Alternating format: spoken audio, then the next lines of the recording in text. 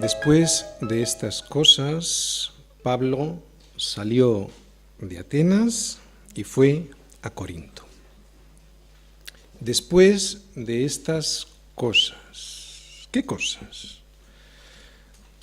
Pues después de todo lo que había acontecido en este segundo viaje misionero, ¿no? Especialmente lo que había acontecido en Atenas, que fue lo último que estuvimos viendo, ¿no?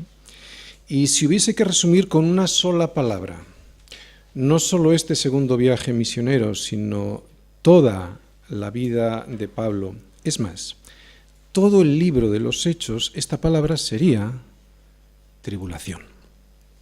Si algo conoció Pablo, eso fue tribulación. Si algo conocieron los apóstoles, eso fue el desprecio y la persecución. Y esto, aunque no gusta en la carne, es el método que Dios usa para purificar más a su iglesia. Todos los que hemos recibido y aceptado, y aquí está la importancia, todos los que hemos recibido y aceptado la tribulación que Dios permite en nuestras vidas, hemos comprendido que ello servía para perfeccionarnos en el amor y en la misericordia a los demás. No existe nada como un cristiano que no acepta la tribulación. No digo recibirla, porque recibirla la va a recibir, evidentemente, de eso no cabe la menor duda, porque ¿qué hijo es aquel a quien el Padre no disciplina? Esto viene en Hebreos 12, versículo 7. Así que lo que digo es que no existe nada como un cristiano que no acepta la tribulación, porque eso sería como no aceptar la voluntad de Dios para nuestras vidas.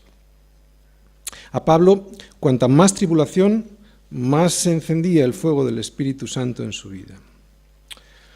Hoy estamos tan cómodos sentados en nuestros asientos que muchas veces nuestras iglesias se parecen más a clubs sociales en los que ser cristiano significa aceptar un evangelio de ofertas, 2 por 1. Pero la gracia no se oferta. Aunque es gratuita, le salió muy cara a nuestro Señor. Por eso, si Él considera que yo he de pasar tribulación para acrisolar mi carácter y así parecerme más a Él, lo he de aceptar con gozo. Y gozo no significa que vayamos por ahí por la calle aplaudiendo con las orejas como si estuviese loco por pasar pruebas. No, evidentemente no. Gozo significa que entiendo, no que siento. Porque sentir, a veces voy a sentir feo, sino que entiendo que esa prueba tiene un propósito y que ese propósito, aunque no lo sienta, entiendo que es bueno para mi vida. Qué bueno es cuando la Iglesia pasa por pruebas y esas pruebas la hacen más viva, más fuerte, más unida y más llena del Espíritu Santo. Después de estas cosas, y es que después de estas cosas hay algo que va a cambiar en los siguientes 18 meses en la vida de Pablo aquí en Corinto. Es como si el Señor quisiera regalarle a Pablo un tiempo especial de refrigerio, ¿no? Para que pudiera retomar fuerzas. Hoy no vamos a llegar a esos versículos en los que vamos a ver ese tiempo de descanso, de falta de persecución, vamos a decirlo así, a Pablo. Eso lo veremos el próximo domingo, ¿no? Hoy nos vamos a centrar en otro tema, pero que lo sepamos, van a ser 18 meses en los que Pablo va a tener un descanso en esa persecución. Vamos a leer todos los versículos de hoy, como siempre en nuestra iglesia, luego vamos a ir versículo a versículo. Versículo 1. Después de estas cosas, Pablo salió de Atenas y fue a Corinto, y halló a un judío llamado Aquila, natural del Ponto, recién venido de Italia, con Priscila, su mujer, por cuanto Claudio había mandado que todos los judíos saliesen de Roma. Fue a ellos y como eran del mismo oficio se quedó con ellos y trabajaban juntos, pues el oficio de ellos era hacer tiendas. Y discutía en la sinagoga todos los días de reposo y persuadía a judíos y a griegos. Y cuando Silas y Timoteo vinieron de Macedonia, Pablo estaba entregado por entero a la predicación de la palabra, testificando a los judíos que Jesús era el Cristo. Bien, Pablo, fabricante de tiendas, trabajando para dar ejemplo, Hechos 18 de los versículos 1 al 5. Y es que Pablo siempre fue a los demás, dio a los demás ejemplo de servicio sin esperar nunca nada a cambio. Pablo, al llegar a Corinto, tuvo que ponerse a construir tiendas, era normal, ¿no? En muchas ocasiones, pues al inicio de una obra misionera, esto ha de ser así. Pero una vez que pasa un tiempo, y para que el pastor pueda estar entregado por entero a la predicación del Evangelio, es necesario que la congregación se haga cargo de su sustento.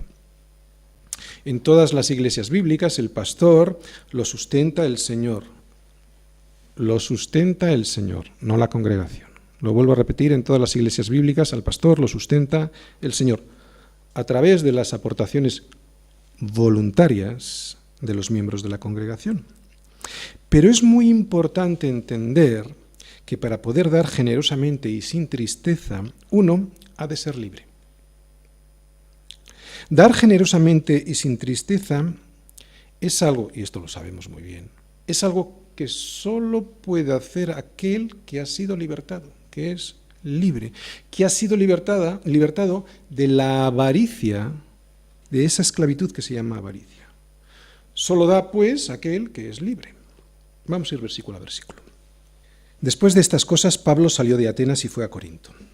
Vemos, pues, que Pablo sale de Atenas y se va hacia Corinto.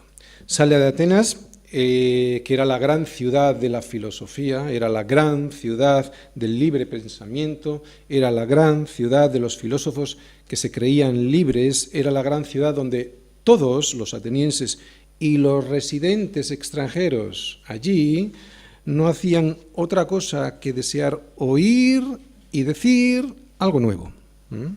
Observamos que esa ciudad, en realidad, como las de hoy en día, aunque han pasado 2000 años, no hay nada nuevo bajo el sol. Es exactamente, o era exactamente igual que las ciudades de hoy, ¿no? Era una ciudad henchida de orgullo intelectual, pagada de sí misma.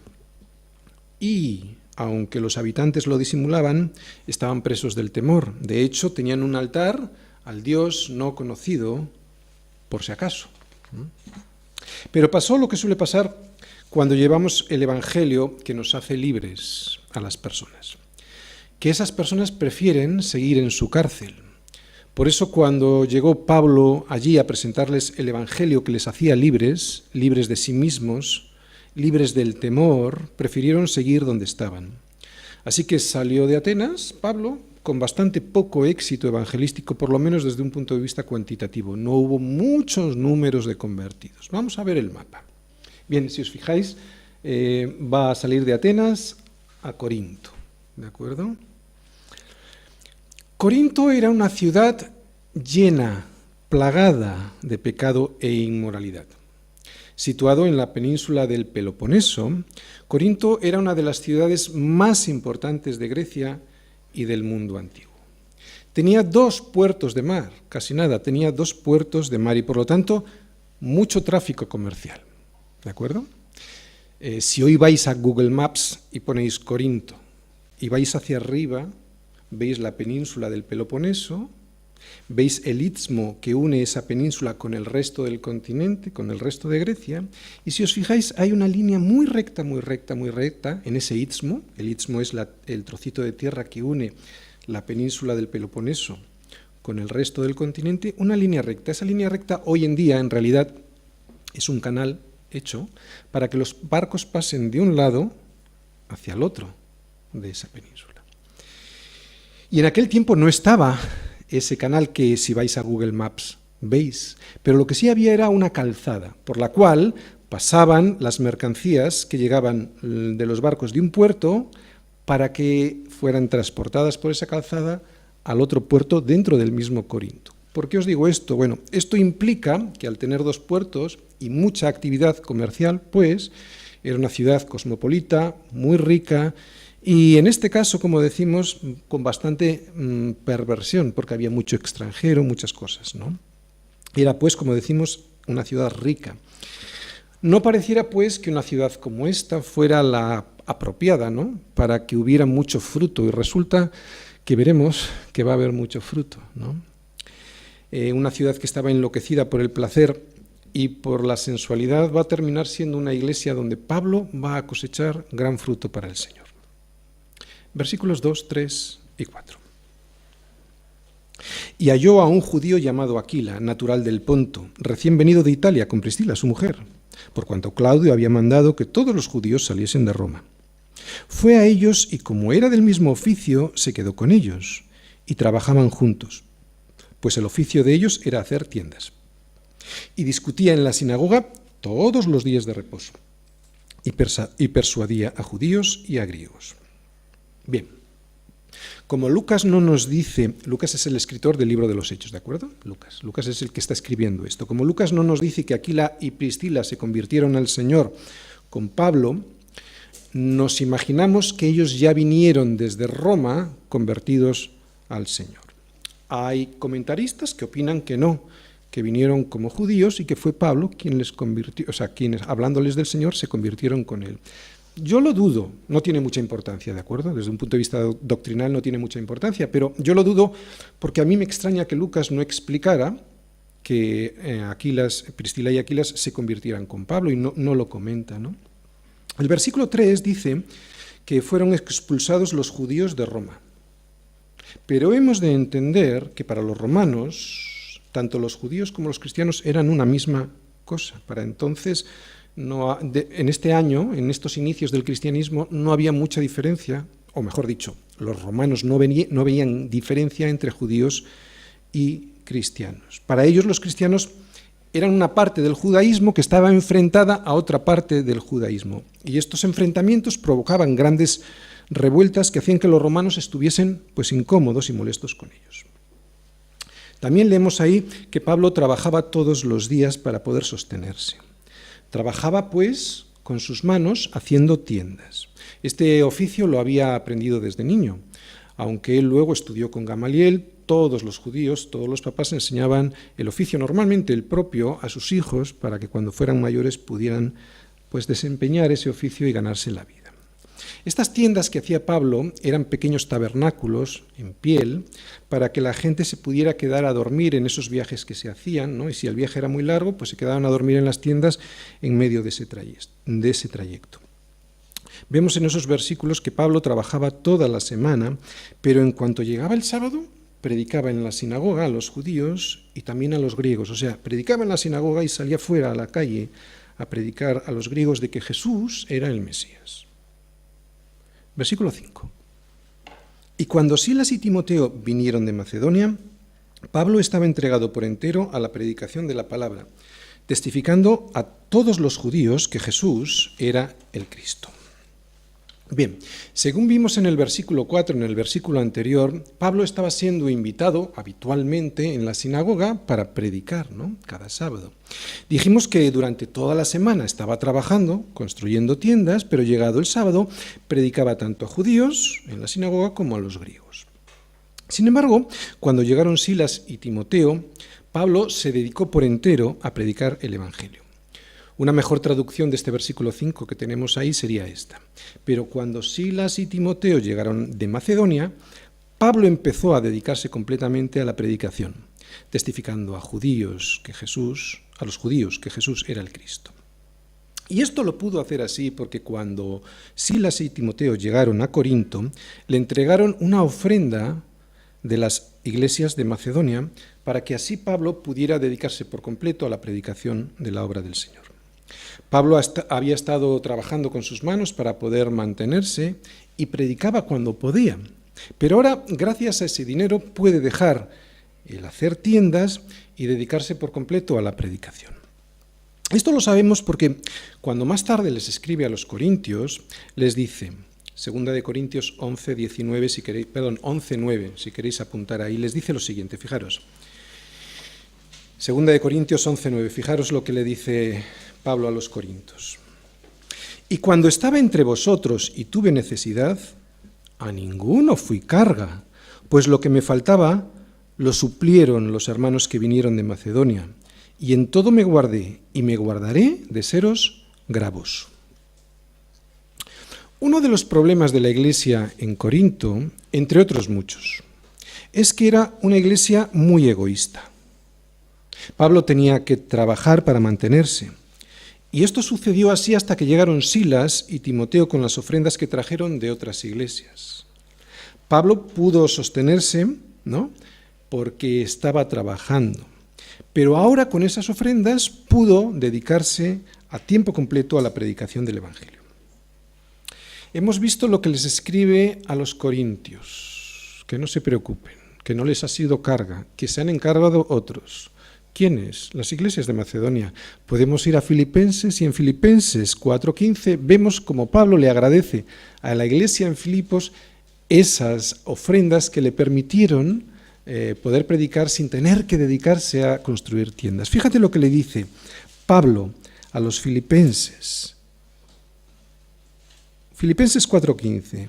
Y sabéis también vosotros, oh filipenses, que al principio de la predicación del Evangelio, cuando partí de Macedonia, y llegué a Corinto, ninguna iglesia participó conmigo en razón de dar y recibir, sino vosotros solos. Así que desde que llegaron Silas y Timoteo, Pablo pudo testificar por completo y predicar de la palabra del Señor. Vemos pues que los filipenses lo entendieron muy bien y que los corintios no lo entendían nada bien. Los cristianos somos hijos de un padre, ¿sí? Por eso somos hermanos, porque tenemos un mismo padre. Y si es cierto que nuestro Padre es el que está en los cielos, entonces le deberíamos de honrar. Chicos, esto se trata de honra, y vamos a explicar lo que es honra, ¿no? Como el Hijo honra a su Padre. El Señor a los judíos se lo explicó muchas veces porque los judíos, como cualquier ser humano, en su corazón que es egoísta, pues no lo querían entender, ¿no? Y Dios les dijo al pueblo de Israel a través de un profeta de Malaquías, les dijo lo siguiente en Malaquías 1:6. El Hijo honra al Padre y el siervo a su Señor. Si pues soy yo Padre, ¿dónde está mi honra? Y si soy Señor, ¿dónde está mi temor? Estamos muy equivocados si pensamos que Dios necesita algo de nosotros. ¿Dios qué necesita de nosotros? Sé que teóricamente lo sabemos, pero en la práctica somos como ese niño que no comparte con sus padres los dulces que su mismo padre le ha comprado. Ese niño no entiende que no son de él, que son de su padre. No entiende por orgullo y porque le falta el entendimiento de lo que significa ser hijo,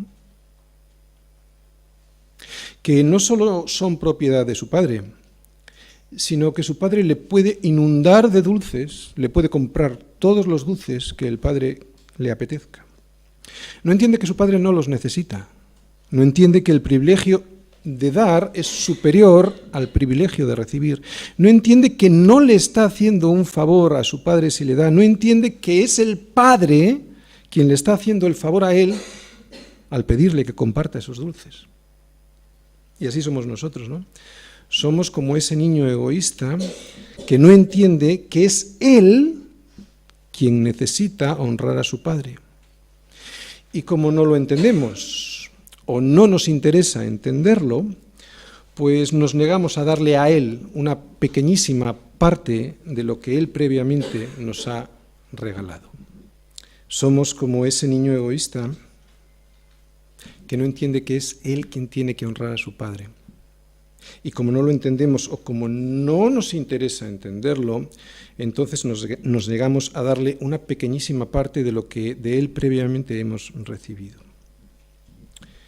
¿Debería un pastor trabajar fabricando tiendas o su sostenimiento debería depender de la comunidad a la que sirve? Bueno, a esta pregunta el mismo Pablo nos responde tiempo después, ¿no? Nos responde a nosotros y a los corintios, porque en 1 Corintios 9, y ahora quiero que vayáis a 1 Corintios 9, allí les explica a los corintios este asunto. No obstante, Pablo, para que no hubiese ningún impedimento a la proclamación del Evangelio, está dispuesto a dar ejemplo trabajando secularmente y al mismo tiempo supliendo todas las necesidades espirituales de los corintios. Fíjate, vamos a 1 de Corintios 9, versículos del 1 al 16. Dice así. Pablo les explica a esta iglesia llena de avaricia. ¿No soy yo apóstol? ¿No soy libre? ¿No he visto a Jesús, el Señor nuestro? ¿No sois vosotros mi obra en el Señor? Si para otros no soy apóstol, para vosotros ciertamente lo soy, porque el sello de mi apostolado sois vosotros en el Señor. Contra los que me acusan esta es mi defensa. ¿Acaso no debemos tener derecho de comer y beber? ¿No tenemos derecho de traer con nosotros una hermana por mujer, como también los otros apóstoles y los hermanos del Señor y Cefas? Cefas es Pedro, ¿no? Estaba casado, ya lo sabemos en varios sitios de la Escritura. ¿O solo yo y Bernabé no tenemos derecho de no trabajar? ¿Quién fue jamás soldado a sus propias expensas? Esta es una pregunta que entendemos muy bien, ¿no? Ningún soldado va a la guerra si el gobierno no le paga y le pertrecha de todo lo necesario, ¿no? Y esta guerra es una guerra espiritual. Así que Pablo está diciendo, ¿quién fue jamás soldado a sus propias expensas? ¿Quién planta viña y no come de su fruto? ¿O quién apacienta el rebaño y no toma de la leche del rebaño? Aquí quiero hacer un inciso, toma de la leche del rebaño para comer, no para hacerse millonario como algunos, ¿eh? ¿Digo esto solo como hombre? ¿No dice esto también la ley? Porque en la ley de Moisés está escrito, no pondrás bozal al buey que trilla. ¿Tiene Dios cuidado de los bueyes? ¿O lo dice enteramente por nosotros? Claro, evidentemente los bueyes cuando van trillando, pues van comiendo, ¿no? Y el que trabaja no le puedes poner el bozal. Seguimos, versículo 10. Pues por nosotros se escribió, porque con esperanza debe arar el que ara y el que trilla con esperanza de recibir del fruto. Si nosotros sembramos entre vosotros lo espiritual, ¿es gran cosa si segaremos de vosotros lo material? Si otros participan de este derecho sobre vosotros, ¿cuánto más nosotros? Había otros que estaban predicando allí en Corinto y parece ser que a eso sí les daba, pero a Pablo no, ¿no? Pero no hemos usado de este derecho, sino que lo soportamos todo por no poner ningún obstáculo al Evangelio de Cristo. ¿No sabéis que los que trabajan en las cosas sagradas comen del templo y los que sirven del altar participan? Así también ordenó el Señor a los que anuncian el Evangelio, que vivan del Evangelio. Pero yo de nada de esto me he aprovechado, ni tampoco he escrito esto para que se haga así conmigo, porque prefiero morir antes que nadie desvanezca esta mi gloria. ¿Cuál era su gloria? Predicar el Evangelio. Pues si anuncio el Evangelio no tengo por qué gloriarme, porque me es impuesta necesidad, y ay de mí si no anunciare el Evangelio. Así que Pablo renunció a ese derecho de ser sostenido por la Iglesia, pero no por ello dejó de predicar, y esto es lo importante. Trabajaba y predicaba, porque como hemos leído en el versículo 16, este último versículo que hemos leído, dice Pablo, ay de mí si no anunciar el Evangelio. Pablo no quiere imponer nada, prefiere trabajar para no ser una carga para la Iglesia. Pero, ¿sabes? Yo estoy seguro que él hubiera preferido que eso no hubiera sido así. Y hoy voy a intentar demostrar el por qué él hubiera preferido que eso no hubiera sido así. Y además lo voy a intentar demostrar con las palabras del propio Pablo. Pero no es que lo hubiera preferido así para evitar ponerse a trabajar en construir tiendas, no, sino porque si hubiese sido sostenido por la Iglesia, eso le hubiera reportado unos inmensos beneficios espirituales a la propia Iglesia, a la propia congregación de Corinto. El dar sin esperar recibir me demuestra en quién he confiado y además me añade el poder disfrutar de las cosas. Cuando nosotros le honramos a Dios con nuestros recursos, que son suyos, cuando nosotros le honramos a Dios con nuestro dinero, no solo demostramos quién es nuestro Padre, sino como nos dice el Proverbio 3, luego lo leéis en casa, Proverbios 3, del 9 al 10, dice así, honra al Señor con tus bienes y con las primicias de todos tus frutos, y fíjate lo que hay, y serán llenos tus graneros con abundancia, y tus lagares rebosarán de mosto. Te lo vuelvo a repetir, ¿vale? Porque vamos a quedarnos aquí un ratito. Dice, si honras a tu padre, serán llenos tus graneros con abundancia y tus lagares rebosarán de mosto. Lo que nos dice este Proverbio 3 es que cuando honramos a nuestro Padre que está en los cielos con nuestros bienes, primero, tendremos llenura no solo de grano, sino, segundo, también de mosto. Y el mosto en la Escritura significa alegría, gozo, disfrute. O sea, que si honras al Señor, no solo tendrás tus graneros llenos de grano, sino que tendrás el gozo de disfrutar de ellos. ¿Cuánta gente tiene y no puede disfrutar de lo que tiene? Palabras de Salomón, fijaros, Eclesiastés 6 del 1 al 2. Dice así, hay un mal que he visto debajo del cielo y muy común entre los hombres. El del hombre a quien Dios da riquezas y bienes y honra, y nada le falta de lo que su alma desea, pero Dios no le da la facultad de disfrutar de ello, sino que disfrutan los extraños. Esto es vanidad y mal doloroso. Bueno, los de mi quinta, los de mi edad, seguro que conocéis a Cristina Onassis. Los que no la conocisteis, bueno, pues una señora muy rica, la más rica de su época. Cuando terminó sus días, Cristina Onassis, que como digo hace unos años fue la persona más rica del mundo, la pobre niña rica le llamaban, deprimida y sin contentamiento se murió así, 4 matrimonios, 4 divorcios y vete a saber cuántos amantes. Esto me hace entender perfectamente aquel versículo que estamos viendo de 1 Timoteo 6:10, ¿no? Que la raíz de todos los males es el amor al dinero, el cual codiciando algunos se extraviaron de la fe y fueron traspasados de muchos dolores. Y es de esto, de evitar, o sea, de que no nos extraviemos en la fe y de que seamos traspasados de muchos dolores, de lo que nos quiere librar el Señor. Dame tu honra para que no te me enfermes, me dice el Señor. ¿Te lo vuelvo a repetir? Dame tu honra para que no te me enfermes. Déjame proteger tu corazón de la avaricia, porque de él mana la vida, de tu corazón mana la vida. Porque donde está puesto tu corazón, ahí está puesto tu tesoro, ¿no? Porque si tu corazón está en las cosas temporales, en el momento en que éstas te falten, tu corazón evidentemente se irá tras de ellas, porque es allí donde tenías tu corazón, y se irán al sumidero. Pero si aprendes a honrarme, si aprendes a confiar en mí, nos dice el Señor, entonces te libraré de esa raíz de avaricia que prende en tu corazón cuando quieres quedarte con todos los dulces. Por eso han de ser las primicias. Las primicias es lo primero que te llega, ¿no? Como dice el Proverbio 3, las primicias, para que el resto lo puedas disfrutar con contentamiento, no las ultimicias, ¿no? O sea, lo que nos sobra. Las primicias, ¿para qué? Para que el resto lo puedas disfrutar con contentamiento. Yo puedo decir, como dijo Pablo a los Corintios, que construyo tiendas, ¿no? No lo digo con soberbia. Yo sé que esto ha tenido que ser así, y ha tenido que ser así para que tú y yo tengamos tiempo, los dos, de entender quién es quien nos suple todo. Y ese es el Señor. No eres ni tú ni yo.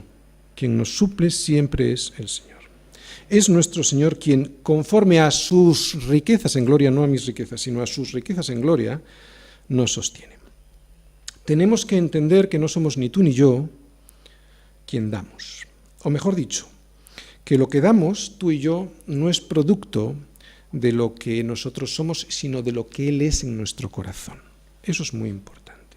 Y que tenemos que entender que Él nos dio primero. O sea que lo que entregamos no lo entregamos porque sea nuestro, sino porque nos lo entregó Él primero.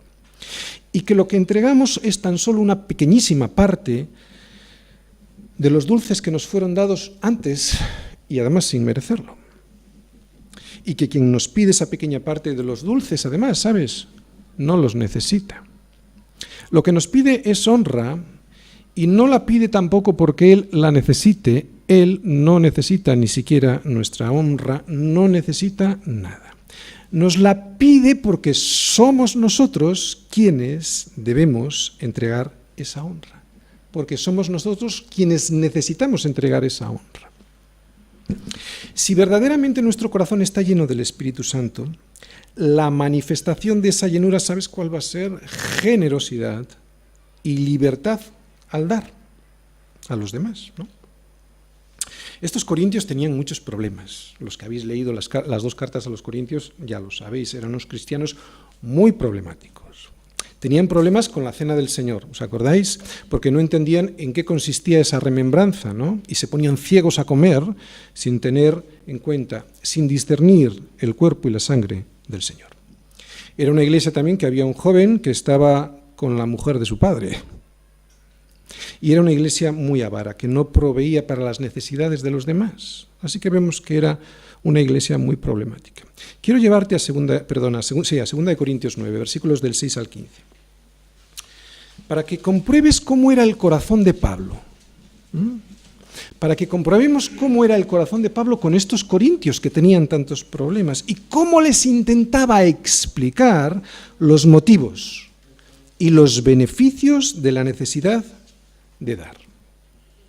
Quiero que prestes mucha atención en estos versículos, porque estos versículos me van a explicar perfectamente por qué yo tengo no la obligación, que esto no es una obligación, sino la necesidad de dar. ¿De acuerdo? Vamos a estar muy atentos. 2 Corintios 9, versículo 6.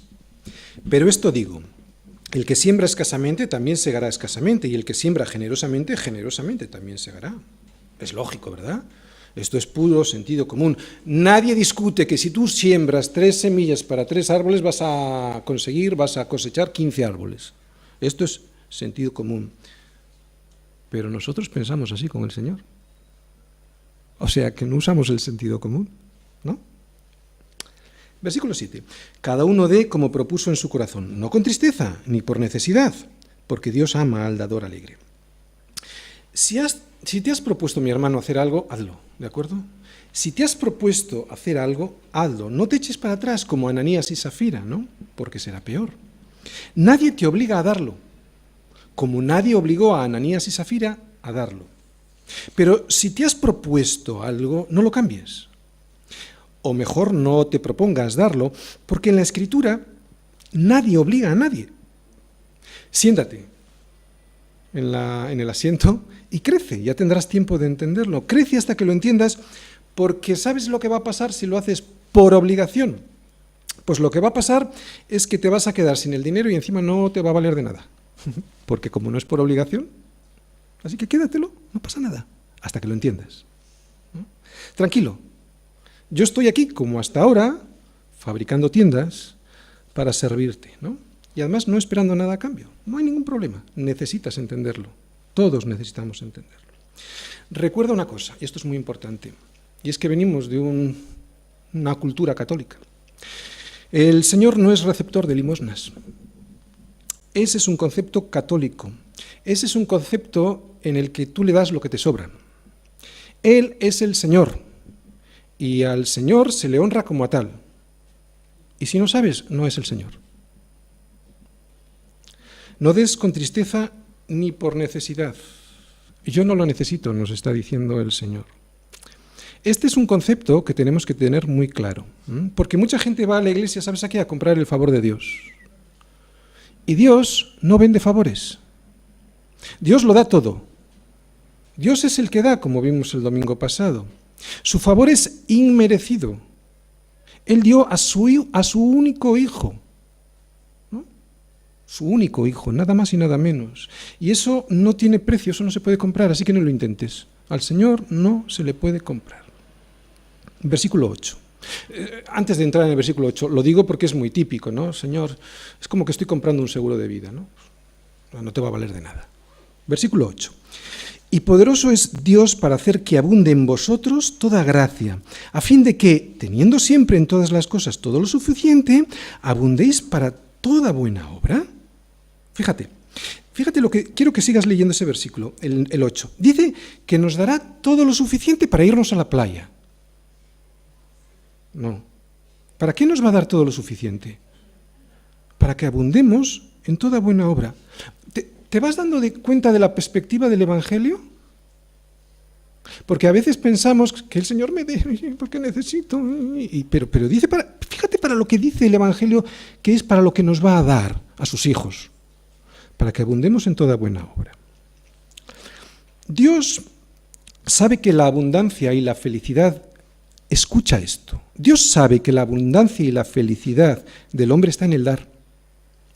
Y al que tiene, dice la Escritura, se le dará y tendrá más, mucho más. Pero no mucho más para que lo gaste y para que lo derroche, sino para que teniendo más pueda tener la dicha de seguir dando y de esa manera llene el corazón de la abundancia de felicidad.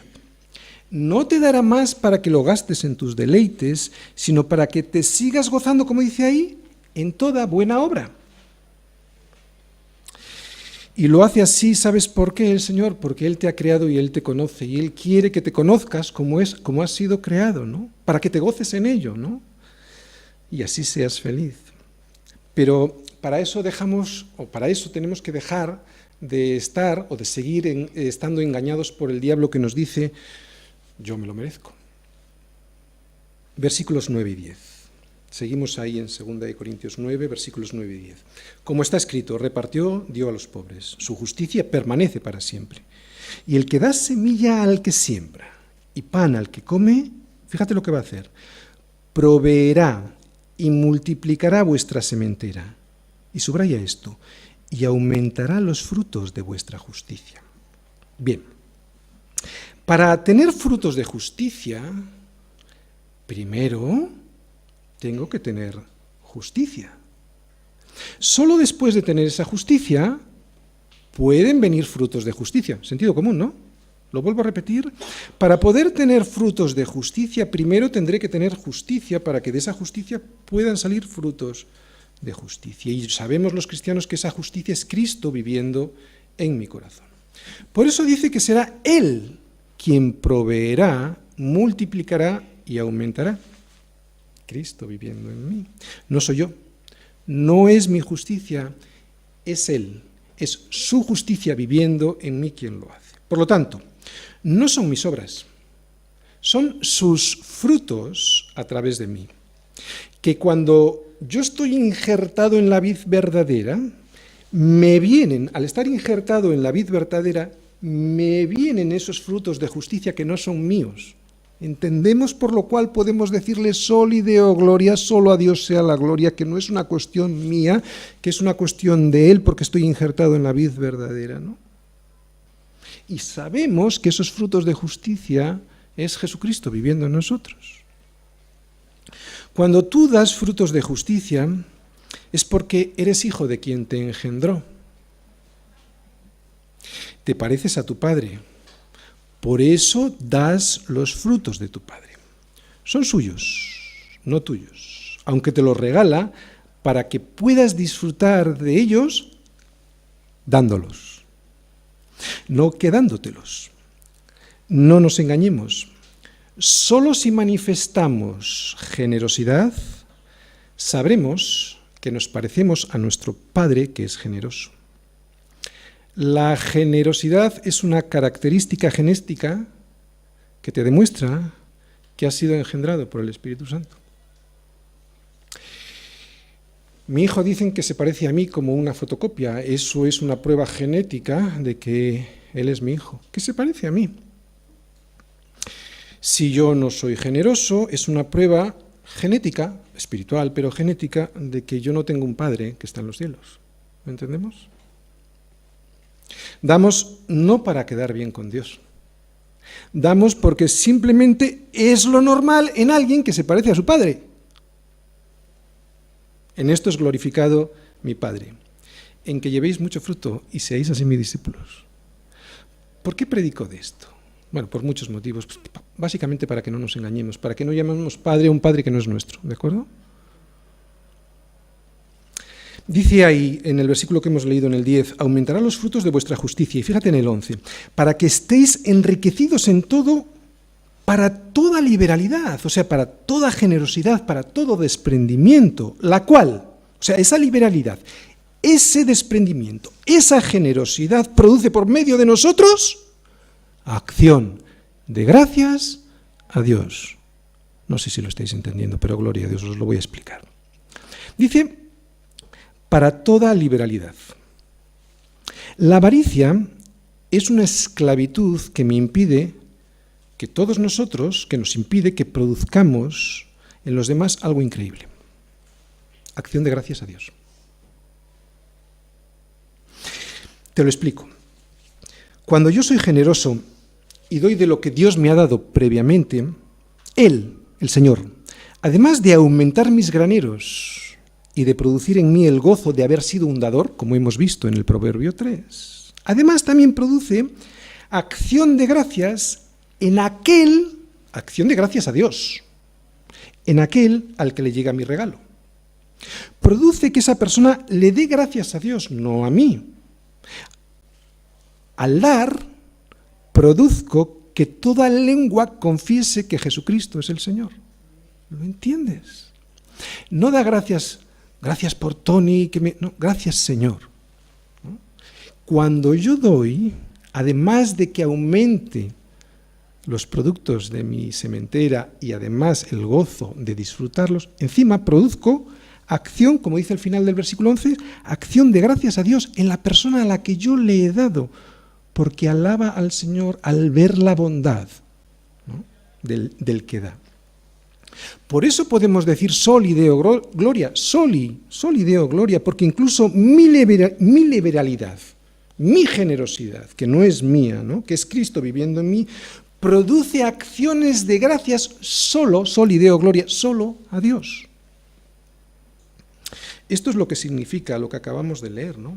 Que aumentará los frutos de vuestra justicia, versículo 11, para que estéis enriquecidos en todo, para toda la liberalidad, para toda generosidad.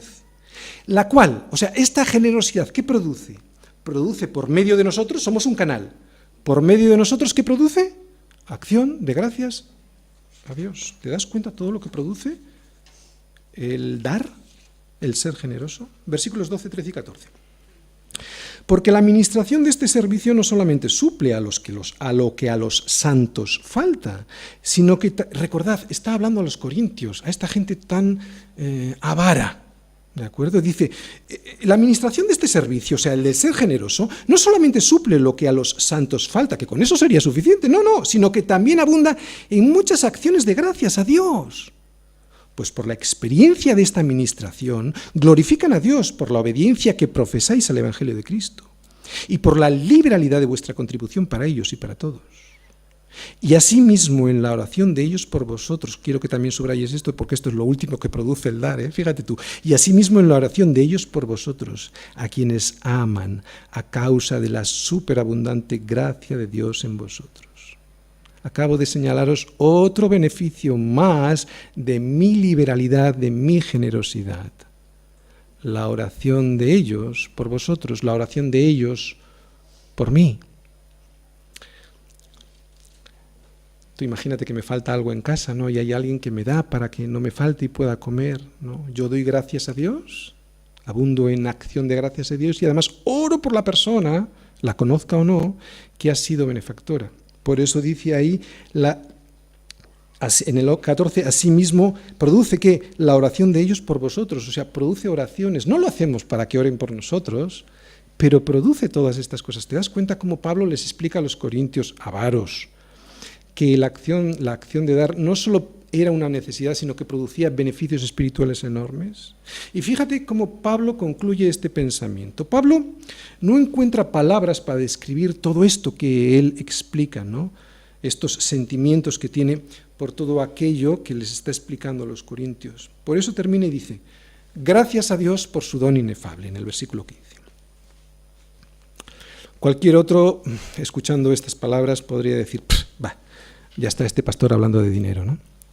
Pero Pablo no encuentra palabras para describir la libertad que produce el dar y dice, gracias a Dios por su don inefable. Te lo voy a traducir en otras palabras para que lo entiendas mejor. Gracias Dios porque me haces libre de la avaricia.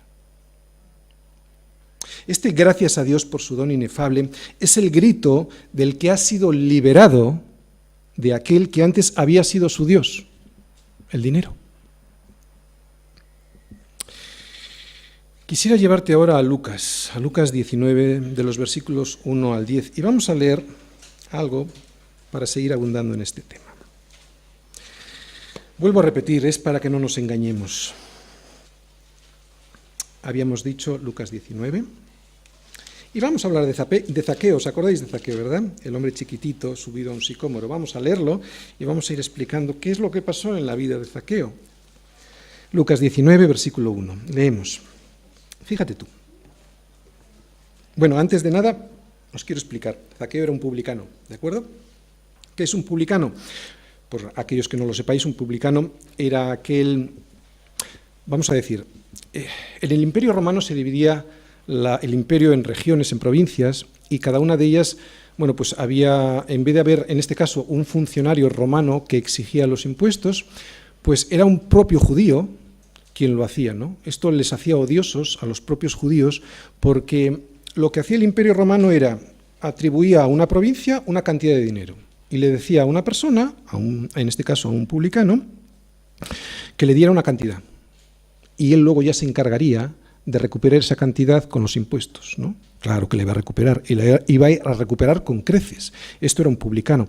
Por eso los judíos les odiaban tanto, porque no eran los romanos los que les estaban aprisionando, sino que eran los propios suyos, que no solo recogían impuestos, sino que además se quedaban con una cantidad extra, ¿no? Porque al imperio ellos ya le habían dado su cantidad que le correspondía, ¿no? Entonces había dos tipos de impuesto, básicamente un impuesto sobre el censo, ¿vale? Como sería nuestro IRPF, y eso era humillante para los judíos porque les hacía recordar siempre que estaban siendo sometidos al imperio, y también un impuesto sobre las propiedades, ¿no? Y también les fastidiaba porque, claro, bueno, pues tenían que dar normalmente, el publicano les extraía más impuestos. Vamos a leer, una vez entendido quién era Zaqueo y cuál era su profesión. Dice así: habiendo entrado Jesús en Jericó, iba pasando por la ciudad, y sucedió que un varón llamado Zaqueo, que era jefe de los publicanos y rico, procuraba ver quién era Jesús, pero no podía a causa de la multitud, pues era pequeño de estatura.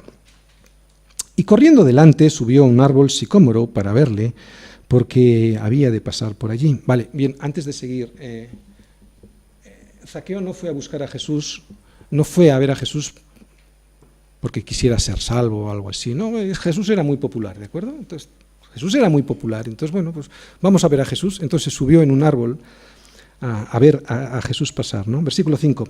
Cuando Jesús llegó a aquel lugar, mirando hacia arriba, le vio y le dijo: Zaqueo, date prisa, desciende, porque hoy es necesario que pose yo en tu casa. Entonces él descendió a prisa y le recibió un gozoso. Al ver esto, todos murmuraban diciendo que había entrado a posar con un hombre pecador. Bien, ahora va a haber como un descanso. Jesús entra, pero Jesús muy probablemente en esa comida no dice nada, hasta que entonces Zaqueo habla. Muy probablemente Zaqueo vio en los ojos de Jesús una inmensa misericordia. Todos sabían que Jesús, pues, ¿qué hacía con un pecador, con un publicano de esta naturaleza, ¿no? Eso, en los ojos de Jesús, me imagino yo que era una gran misericordia, pero yo aquí no veo que Jesús hablara durante la comida. Entonces Zaqueo, puesto en pie, dijo. Y antes de seguir te quiero decir algo. Jesús entra en esta casa, pero no hay salvación hasta que Zaqueo habla. Hasta que Zaqueo dice. Jesús no te convence con palabras. Jesús te convence con su misericordia. Fíjate lo que dice. He aquí, Señor, la mitad de mis bienes doy a los pobres, y si en algo he defraudado a alguno, se lo devuelvo cuadruplicado. Y ahora vienen las palabras de Jesús. Ahora sí Jesús habla. Y este es el resultado de desprenderse de su Dios. ¿Cuál era el Dios de Zaqueo? El dinero. Este es el resultado. Cuando entra Jesús a tu vida, y te desprendes de tu Dios anterior, de ese que tenías en tu corazón que era el dinero, y entra Cristo. Dice así: hoy ha venido la salvación a esta casa, por cuanto él también es hijo de Abraham. Porque el Hijo del Hombre vino a buscar y a salvar lo que se había perdido. Como decimos, hasta que no se despoja de su Dios anterior, Jesús no le dice que ha llegado la salvación a su casa. ¿Qué nos quiere enseñar esta historia? Nos damos cuenta de que solo cuando nos despojamos de nuestro Dios anterior, el dinero, es cuando manifestamos nuestra absoluta confianza en Dios. Nos damos cuenta de que solo cuando nos despojamos, no del dinero, sino del amor al dinero, será cuando descubramos en nosotros las características de un verdadero hijo de Dios. Nos damos cuenta de que cuando nos despojemos de ese ídolo que habita en nuestro corazón, será cuando, primero, Dios nos suplirá en todo lo que nos falte, según sus riquezas en gloria. Y eso será para que, segundo, nosotros abundemos en todo fruto de justicia, no para que nos lo gastemos. Y tercero, ¿no? Tercero que va a producir. Además, lo que va a producir es que esa dádiva abunde en acciones de gracias a nuestro Señor. Y cuarto, que los demás oren por nosotros, ¿no? Qué interesante es ver en la Biblia el vínculo que siempre hay entre el amor al dinero y la salvación, o la falta de ella, ¿no? No digo la relación que hay entre el dinero y la salvación, no. El amor al dinero y la salvación, ¿no? Es una relación directa entre esa codicia y la falta de salvación, ¿no? Hemos dicho ya muchas veces que Dios no necesita nuestro dinero. Somos nosotros quienes lo necesitamos entregar para ser libres de su influencia que nos esclaviza. Bien, cuando hablo de entregar el dinero, evidentemente no hablo de entregar todo el dinero. Estoy hablando de entregar esa servidumbre que nos ata, ¿no? Y que dice, todo es mío. Resumen. ¿Por qué me he decidido hoy a predicar algo sobre lo que nunca he hecho? Yo nunca he hablado de dinero en la iglesia y que además no tenía ninguna intención de hacer. Pues bien, no lo sé, no me reconozco. Me cuesta mucho hablar de este tema porque pienso que se puede mal interpretar, ¿no? Y eso a pesar de que yo construyo tiendas y por lo tanto doy ejemplo con mi trabajo de no ser una carga a la iglesia. Pero es que hoy viene en la palabra que nos toca, en los versículos de Hechos que estamos viendo, y como nosotros estudiamos la Biblia expositivamente, pues nos tocaban estos versículos. Es cierto que me podía haber saltado este tema por encima y nadie se hubiera dado cuenta. Por eso creo que hay otro motivo más profundo. Y es este. Estoy cansado de construir tiendas. No me malinterpretéis, ¿eh? Estoy muy agradecido al Señor y mi cansancio no es físico, pero sí que he sido llamado a predicar del Evangelio y a hacerlo con todas las consecuencias. En esta iglesia esta predicación yo sé que se entiende perfectamente, por lo menos en la mayoría de sus miembros. Pero aún así yo sé que va a ser muy difícil conseguir que yo deje mi trabajo secular. Pero no creo que vaya a ser muy difícil solo para la iglesia, ¿no? Porque como somos tan poquitos, pues es complicado, ¿no? En realidad, para quien creo que va a ser muy difícil es para mí. Y va a serlo porque yo he vivido muy bien construyendo tiendas. Por eso esta predicación, aunque no lo parecía al principio, es más para mí que para vosotros. No me va a resultar nada fácil poner la mano después de estar más de 3 años, sí, poniendo la bolsa. Y no quiero que te enfades conmigo, ¿no? Porque este pastor, constructor de tiendas, se tomó 40, 50 minutos en una predicación, después de tanto tiempo, de nunca hablar sobre el dinero, para llevar la palabra al centro de tu corazón, ¿no? Y así puedas descubrir cómo está tu corazón. No te enfades. Pero, si esto fuera así, si es que te sientes molesto conmigo, te recomiendo lo siguiente. En vez de venir a Semilla, vete a Disneylandia. Allí le vas a sacar más provecho a tu dinero. ¿De verdad? ¿Qué pensábamos que significaba el sacrificio de Cristo? ¿No? ¿Un capítulo de la película de Superman? Esto no es un cómic. Esto se trata de Dios al que hay que honrar y que vino a dar su vida por ti para sacarte del egoísmo en el que te encuentras tú y yo, y para darte vida, para poder darte vida de verdad y llevarte a la eternidad. No es una película de 2 horas en la que sales medio atontado de aquí, sino que se trata del reino de Dios y de su justicia, que es Jesucristo. Esto no es una broma. Salgamos del engaño de creer que el Evangelio es un entretenimiento para sentirnos bien, para sentirnos mejor nosotros con nosotros mismos. El Evangelio es vida, sí, pero primero hay que morir como muere el grano de trigo que cae en la tierra para producir vida, fruto, mucho fruto. Todos venimos a Cristo por necesidad. Nadie viene a Cristo porque piensa que le puede ayudar a Dios en el reino de Dios y su justicia, ¿no? Si alguien viene así delante del Señor, malo.